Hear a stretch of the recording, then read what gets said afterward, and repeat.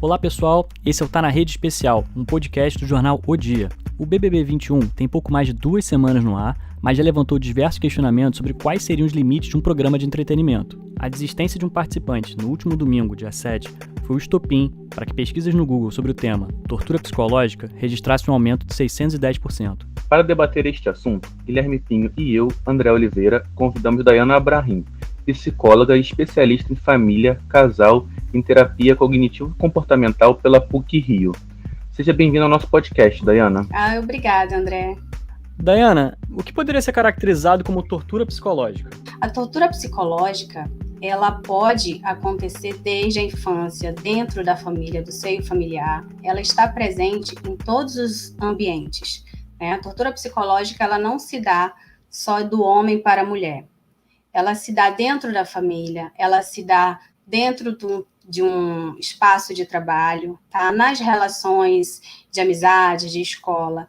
Então, assim, o sentido mais amplo da coisa é quando alguém, pronuncia ou coloca outra pessoa em pressão ou em posição subjugada, fazendo com que essa pessoa se sinta culpada por aquilo que ela provavelmente não fez.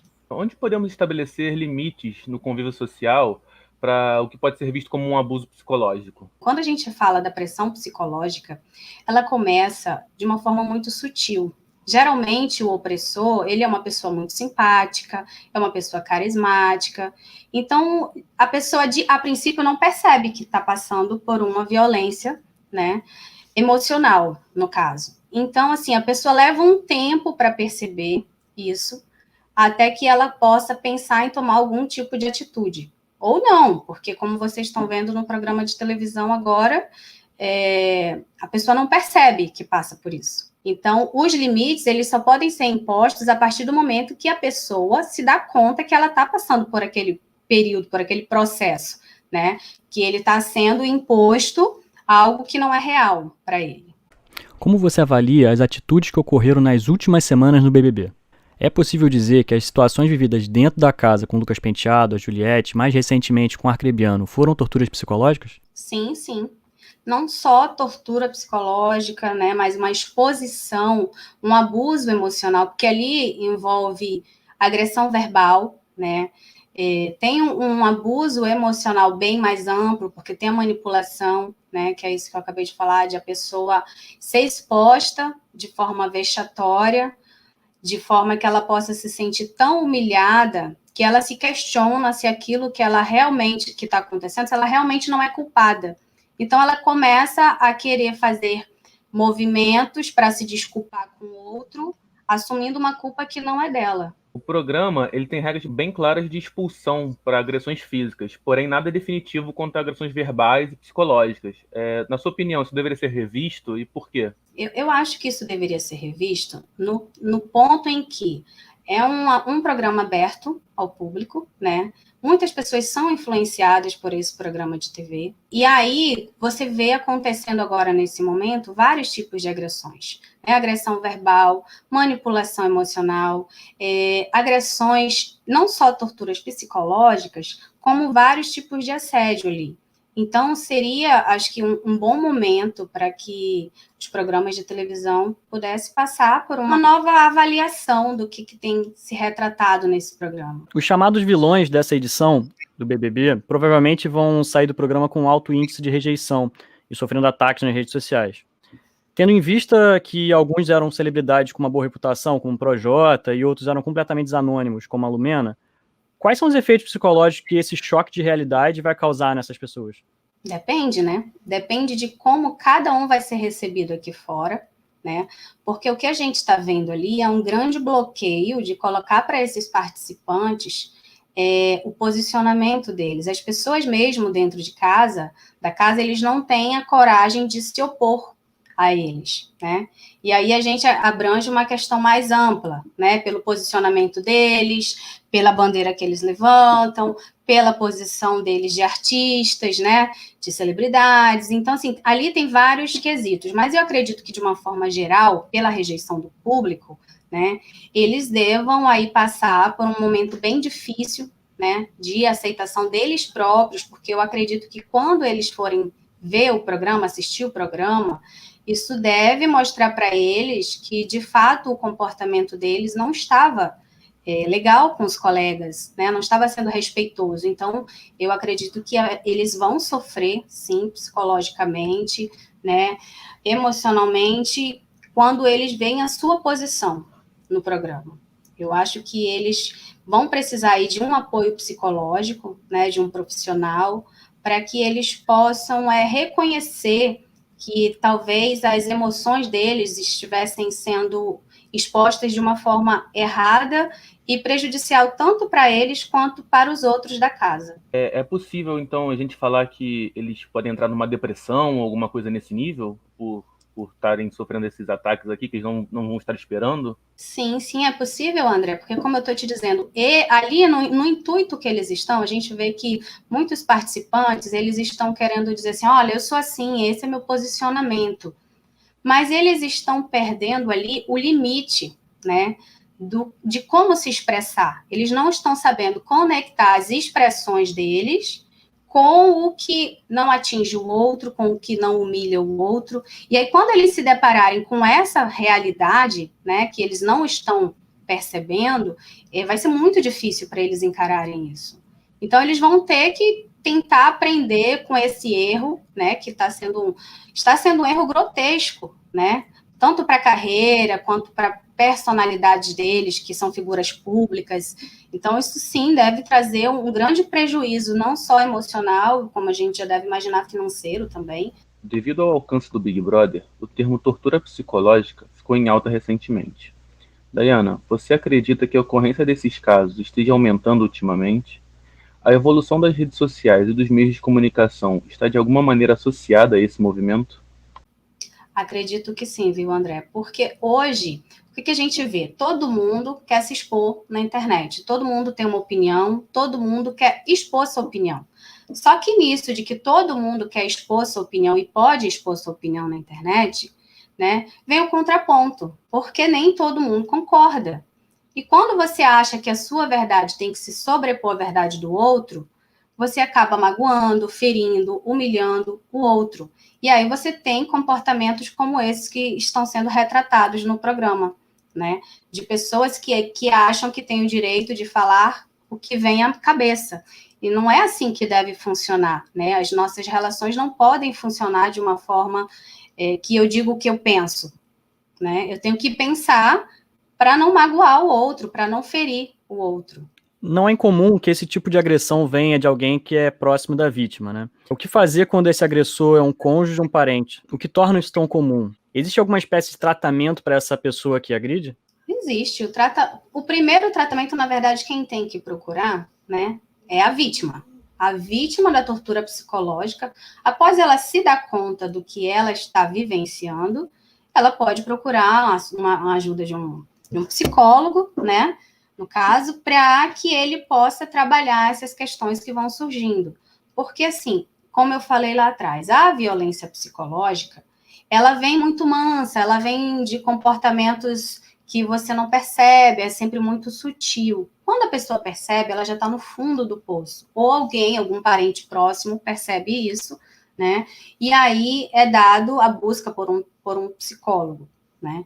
Então, assim, é possível? Sim, é possível. Mas eu te digo, como terapeuta, que existe uma grande resistência das pessoas admitirem que passam, e até mesmo de perceber que passam por pressões e violências psicológicas. E então, assim, tem muita gente que até entra para fazer terapia, mas quando ela se dá conta de que ela realmente está passando por uma violência psicológica, ela desiste. Porque ela tem medo de se expor, entendeu? Ela tem medo da mudança, do que vai ser lá na frente. Como você citou agora, o abuso psicológico, por vezes, ele se demonstra de uma maneira muito sutil. Quais características nós devemos ficar em alerta para identificar quando esse tipo de ataque está acontecendo, né? Quais seriam as red flags? Não tem algo muito específico, tá, André? Porque, assim, cada situação, ela vai crescente, né? Vamos colocar aqui a situação que aconteceu entre aquele casal do BBB, né? O casal que nem aconteceu, de fato, né? Ali a gente percebeu, né? A gente pode analisando aquela situação ali, que o rapaz, ele foi exposto moralmente, né, sexualmente, ele foi realmente assediado, né, e fica muito claro o incômodo dele ali, mas ele estava numa noite, ele estava curtindo a noite, ele estava querendo conhecer melhor aquela mulher e tal, e ele não queria se opor a ela. Só que logo em seguida, quando ela não teve o que ela desejava, aquela atenção esperada que ela estava, né, almejando ali, ela se voltou contra ele, imediatamente. Então, ela começou a tratar ele como um boy lixo, né, como foi falado lá, um cara que não beija bem, um cara que não é legal, e na verdade, não deu tempo de nada disso fluir ali naquela relação. Mas, na relação, ela começou bem, começou fofinha, paquerando, e daqui a pouco já partiu, né, para aquela pressão, aquela violência psicológica. Então, assim, imagina que você está no dia a dia, você conhece uma mulher na festa e acontece uma situação dessa. Não dá tempo de você perceber, né, quando que isso está acontecendo. Você só percebe quando já aconteceu. E muitas das vezes você não percebe, porque você vê, ele saiu do programa se sentindo realmente esse boy lixo, esse homem culposo, que não foi respeitoso com a mulher, né? Até ele sair do programa e o apresentador dizer para ele, não, cara, olha, fica tranquilo, você não fez nada de errado. Então, você vê ali naquele momento que ele não conseguiu enxergar que realmente ele não estava errado. Quando você está numa relação que ela oscila, né, daquela situação agradável para uma situação desagradável repentinamente, isso é uma luzinha para você, opa, tem um alerta aqui, essa relação pode não estar sendo legal para mim. Você começar a se questionar o comportamento do outro. É um ponto, né, que pode contar para você observar essas pequenas mudanças sutis, né, na relação. A gente pode dizer, então, que o que a Carol Conká fez com o Arcrebiano ali foi uma espécie de gaslighting, né? E se você puder falar um pouco sobre o que é o gaslighting aí também. O gaslighting é um termo, né, que foi dado esse nome por conta de um filme lá na década de 40, acho que nos Estados Unidos. E então, assim, o que aconteceu ali é porque a gente conhece esse termo mais voltado para o abuso psicológico de homem para mulher. E a sociedade, né, como um todo, acredita que o abuso psicológico venha mais dos homens para as mulheres, o que não é verdade. A gente prova aí, né, a gente está assistindo, tem uma prova viva de que isso pode acontecer em todas as situações, de homem para mulher, de mulher para, né, e também do pai para o filho, da mãe para o filho. Então, isso é uma coisa que só deram um termo, né, para o abuso psicológico, tá? O nome mesmo aqui no Brasil é abuso psicológico, e que a gente pode viver isso desde a infância, na escola e tal. A participante Lumena, ela se apresenta como uma profissional de psicologia. Você acredita que ela corre o risco de sofrer sanções da classe por atitudes cometidas dentro do reality?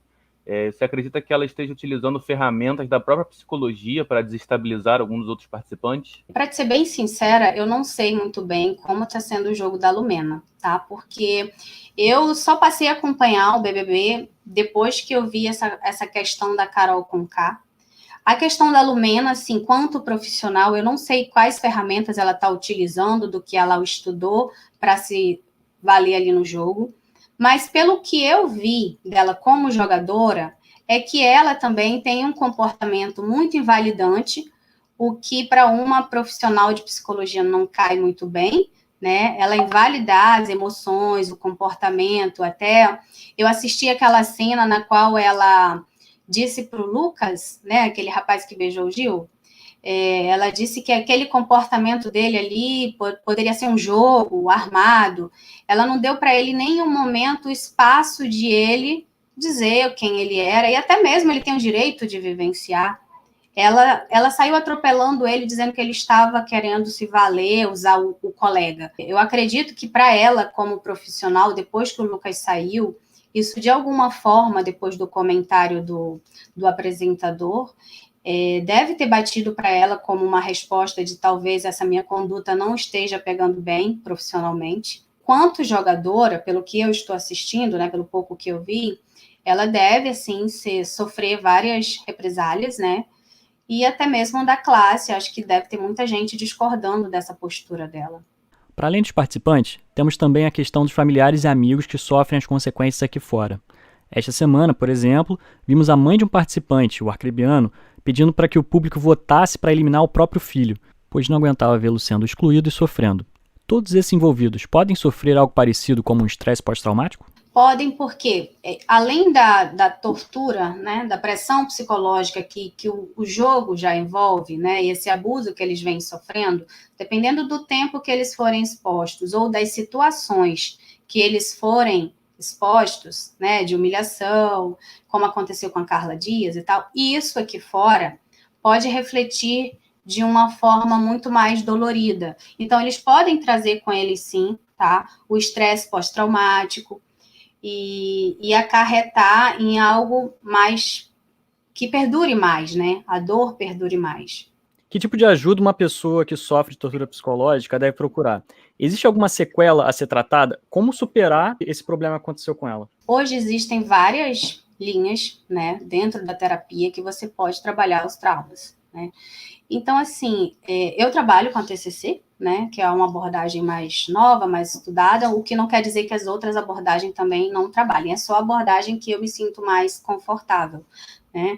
Então, assim, o que eu percebo? Uma pessoa que chega, né, com a questão, olha, eu tô num relacionamento e me sinto desvalorizado, me sinto humilhado, aí já ligo o alerta, opa, essa pessoa tá passando por violência psicológica, porque ela chega se sentindo o lixo, mas ela não sabe o que é, entendeu? Ela não sabe dizer o que é. Então, quando um paciente traz essa situação, né, imediatamente, né, eu começo a sinalizar, né, vamos fazendo uma espécie de coleta de dados, né, eu peço para fazer um registro de situações, e a gente vai trabalhando essas situações e pontuando, olha, isso aqui que você passou é um abuso psicológico, olha, isso aqui é uma tortura, isso aqui. Então, cada situação a gente vai trabalhando, né, na terapia de acordo também com a abertura, o espaço que o paciente dá, porque tem também a aceitação. Então, primeiro é a pessoa aceitar que ela passou ou está passando por um abuso psicológico. A partir do momento que ela tem essa aceitação, aí a gente vai trabalhar, né, com a psicoeducação, que é dizer, esclarecer para ela o que ela está vivenciando e auxiliar ele a reforçar o conhecimento das emoções, né, a lidar melhor com as emoções, porque aí é um trabalho de observação e aprimoramento, né, porque você passa pela situação, mas você precisa reconhecer aquela situação para poder transpor. Então, é um processo. Daiana, foi um prazer tê-la aqui no podcast Tá na Rede. Obrigada, meninas. Adorei, tá? Precisar, estamos aqui. É isso aí, pessoal. Ficamos por aqui. Essa edição teve apresentação e roteiro de Guilherme Pinho e André Oliveira, com edição de Marcos Castro. Obrigado a todos e até a próxima.